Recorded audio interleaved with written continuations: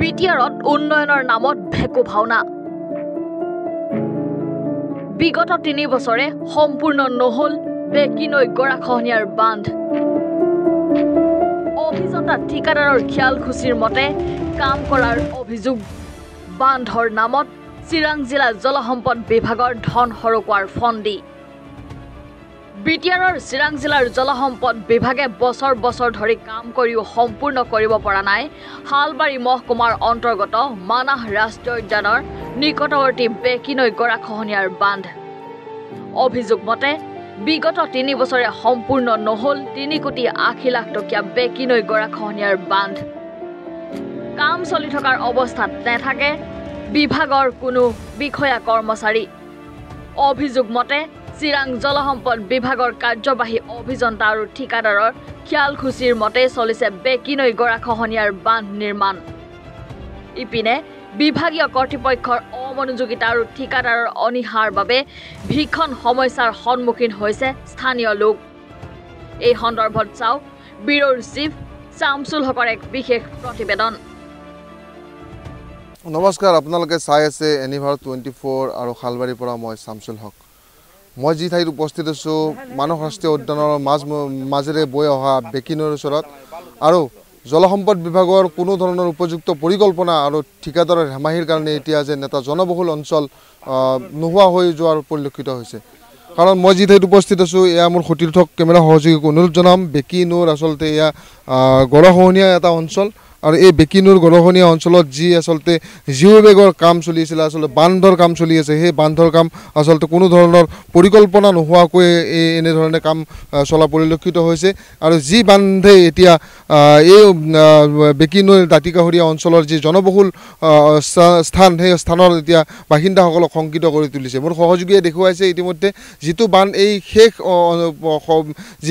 সময় আছে সেই শেষ হোৱা ঠাইখিনিৰ ডোখৰত আচলতে তাৰপৰাই আচলতে এই বান্ধটো যে যেতিয়া বাৰিষাৰ সময়ত আচলতে প্ৰবল সোঁত আহিব সেই সোঁতত যে বান্ধটো থাকিব ইয়াৰ কোনো নিশ্চয়তা নাই আচলতে জলসম্পদ বিভাগ যি আছে সেই জলসম্পদ বিভাগৰ আচলতে যি বিষয়াই হওক কৰ্মচাৰী হওক এই স্থানত যেতিয়া কাম চলি থকা অৱস্থাত আচলতে এই কোনো ধৰণৰ পৰিকল্পনা নোহোৱাকৈ আচলতে কামবোৰ কৰি থকা হৈছে আৰু এই যিসকল বিষয়া কৰ্মচাৰী আছে এই বিষয়া কৰ্মচাৰীসকলৰ পৰিকল্পনাহীন কামৰ বাবে আচলতে এই বেকি নদীৰ যি মানস অঞ্চলৰ যি বেকি নদীৰ দাঁতিকাষৰীয়া যি জনবহুল অঞ্চল আছে সেই অঞ্চললৈকে এতিয়া ভাবুকি কঢ়িয়াই আনিছে মোৰ সহযোগীক মই আকৌ দেখুৱাবলৈ অনুৰোধ জনাম ইতিমধ্যে আমাৰ এনিভাৰতৰ যেতিয়া দল আহি এই স্থানত উপস্থিত হৈছিলে বহু লোক ওলাই আহিছিলে আৰু লোক ওলাই আহি এই স্থানত যি কামৰ যি আচলতে নিম্নমানৰ কাম সেই নিম্নমানৰ কামৰ সম্পৰ্কে আমাক অৱগত কৰাইছিলে মোৰ আছে ইয়াতে বিভিন্ন দল সংগঠনৰ নেতাকৰ্মী আছে বহুকেইগৰাকী মই তেখেতৰ পৰা জানিব বিচাৰিম হয় আচলতে কেনেকুৱা ধৰণে কাম চলি আছে আজি 3 বছৰ হোৱা বুলি আপোনালোকে আমাক জনাইছে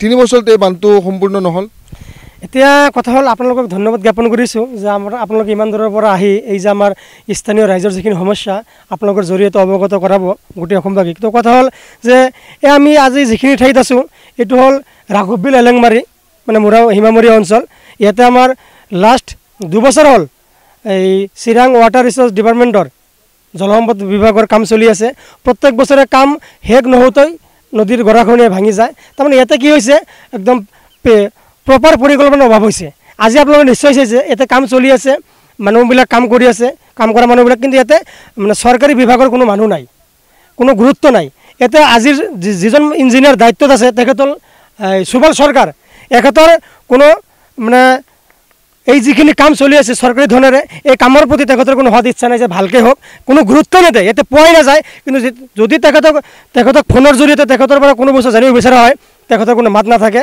কিন্তু এক কথাত ক'ব গ'লে একদম পূৰা হেমাহি মানে তেখেতৰ কামৰ প্ৰতি কোনো গুৰুত্ব নাই আমি অনুৰোধ কৰিম বিভাগীয় কৰ্তৃপক্ষক তথা ৱাটাৰ ৰিচোৰ্চ ডিপাৰ্টমেণ্টক যে তেখেতক ইয়াৰ পৰা বদলি কৰি এজন ভাল মানুহ দিয়ক যাতে কামখিনি ভালকৈ হয় আৰু নৈপৰীয়া ৰাইজৰ যাতে উপকাৰ হয় প্ৰত্যেক বছৰ যাতে এই চৰকাৰৰ ধন অপব্যয় কৰিব লগা নহয় যাতে কাম শেষ নহওঁতে যাতে আকৌ ভাঙি যায় এইটো পৰিৱেশ নহয় আৰু আপোনালোকে ইয়াতে আৰু স্থানীয় মানুহ আছে তেখেতসকলৰ পৰা আপোনালোকে মানে শুনিব পাৰে কি পৰিৱেশত কামখিনি চলি আছে হয় ইতিমধ্যে সবিস্তাৰে কৈছে যে যিগৰাকী আচলতে ইয়াতে চোৱা চিতাৰ কাৰণে বিভাগীয় বিষয়াক আচলতে নিয়োগ কৰা হৈছিলে তেওঁ এই স্থানত নাহে।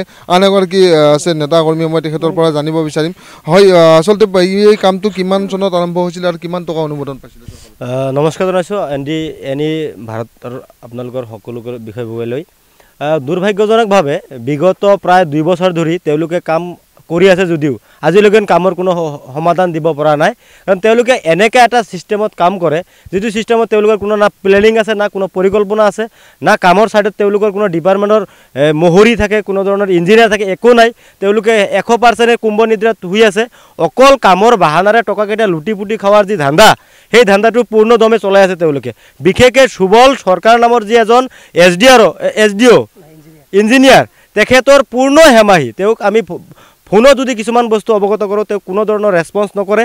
আজিলৈকে যিখিনি ঠাইত কাম চলি আছে তেওঁ আহা আমাৰ পৰিলক্ষিত হোৱা নাই। কোনোবা দিন আহিলে তেওঁ আমাক অৱগত নকৰে। আমাৰ লগত তেওঁলোকৰ কোনো ধৰণৰ আমি যি কামৰ বিষয়ে তেওঁক 2 এষাৰ সুধিম তেনেকুৱা কোনো পৰিৱেশ আমাক তেওঁ দিয়া নাই। এটা বস্তু প্ৰমাণিত হৈছে যে বিগত 2 বছৰে যি কাম কৰি আছে সেই কামৰ পৰা ৰাইজে কোনো ধৰণৰ উপকৃত হোৱা নাই।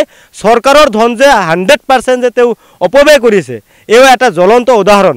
নহ'লে যি একেখন কাম পিছফালত বিশ্ব বেংকৰ কাম ঠিকে চলি আছিল, সেই কামখিনি যদিও জৰাজীৰ্ণ হৈছিল, এই SDRFৰ যি স্কিম ইমান জৰাজীৰ্ণ তেওঁলোকৰ কামত হোৱা নাই। বেকী নদীত যদি জৰাজীৰ্ণ হৈছে, তুলনামূলকভাৱে SDRFৰ যিখিনি কাম এই কামখিনি একদম বহুতে জৰাজীৰ্ণ হৈছে আৰু ইয়াৰ ফলত ৰাইজ অতিকৈ অতিষ্ঠিত হৈছে। আজি আমি গোটেইখিনি আপোনালোকৰ আগত আহিছোঁ। আমাৰ যি মনৰ আৱেগ আমি ব্যক্ত কৰিছোঁ। কিমান টকা আবণ্টন হৈছিলে? এইটো মোটামুটি 4 কোটি না কিমান টকা, মোৰ একজেক্টলি মনত নাই। 4 কোটিৰ এবাব এটা টকা চেংচন হৈছিলে, যদিও টকাখিনি তেওঁলোকে সদব্যৱহাৰ কৰিব নোৱাৰিলে। টকাৰ যথেষ্ট অপব্যৱহাৰ হৈছে। এইটো ঠিকাদাৰজন আছিল ৰাজু নাৰ্জাৰী, তেওঁ বঙাইগাঁৱৰ বুলি আমি গম পাওঁ। তেওঁক আমি আজিলৈকে ইয়াতে লগ পোৱা নাই, মানে নামতে শুনা পাইছোঁ।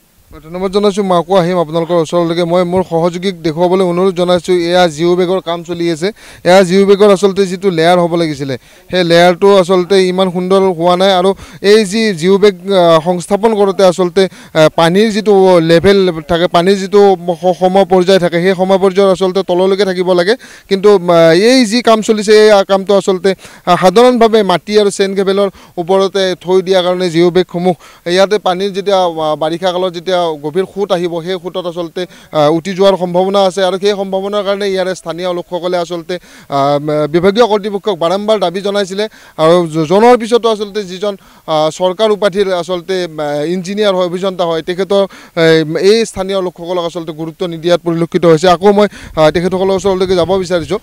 হয়, এই যিটো কাম চলিছিলে আচলতে কাম চলাত যেতিয়াৰ পৰা আৰম্ভ হৈছে, সেই আৰম্ভ হোৱাৰ পৰা আজি 3 বছৰ ধৰি সম্পূৰ্ণ হোৱা নাই। বাৰে বাৰে এই বান্ধটো ভাঙি গৈ আছে। তাৰ ফলত ইয়াতে বহু মানুহ ক্ষতি হৈছে। গতিকে এই বান্ধটো কিহৰ কাৰণে আচলতে প্ৰত্যেক বছৰে নিৰ্মাণ কৰি থাকিবলগীয়া হয়? তো প্ৰথম কথাটো হ'ল যে সঠিক পৰিকল্পনা নাই তেখেতসকলৰ। আৰু যেতিয়া কাম চলে, মানে যদি চৰকাৰী বা বিভাগীয় কৰ্তৃপক্ষৰ মানুহ নাথাকে, কামটো কেনেকৈ কৰিব লাগিব দেখাই দিব কোনে?